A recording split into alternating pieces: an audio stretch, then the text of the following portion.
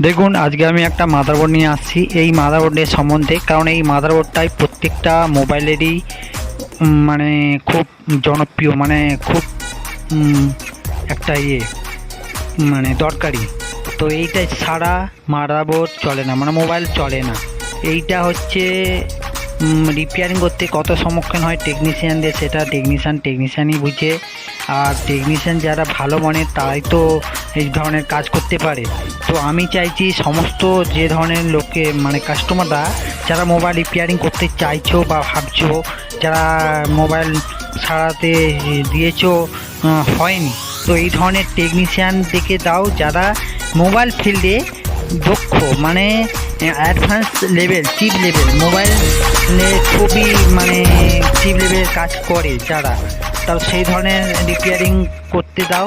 এই হচ্ছে মোবাইল চলে না। এটা একটা মোবাইলের হাট। তো এই হাটটা রিপেয়ারিং করতে যে একটা হয় আর কি, চালু করে তারা হচ্ছে অ্যাডভান্স যারা লেভেলে মানে কাজ করে তারাই একমাত্র রিপেয়ারিং করতে পারবে। তো আমি বলতে চাইছি যে ধরনের মানে মোবাইল হচ্ছে না, তারা একবার এই ধরনের অ্যাডভান্স যে রিপেয়ারিং তাদের সাথে যোগাযোগ করে করুন। তো আরেকটা কথা বলছিলাম, দেখো মোবাইল ফিল্ডে চার্জিং পিন মাইক চেঞ্জ করে দিলেই এই ধরনের কাজ করলেই যে মোবাইল রিপেয়ারিং হয়ে যায় না।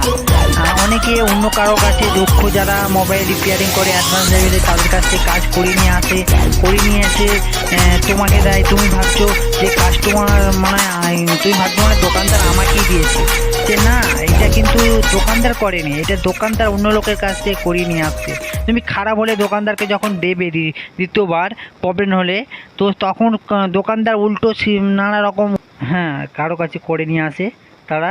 এবার বলছিলাম যে আপনাদের শখের মোবাইল দামি, আপনার হচ্ছে অনেক টাকা দিয়ে কেনা, তো আপনারা চাইছেন কোনটা সেটা আপনারাই ভেবেচিন্তে করবেন।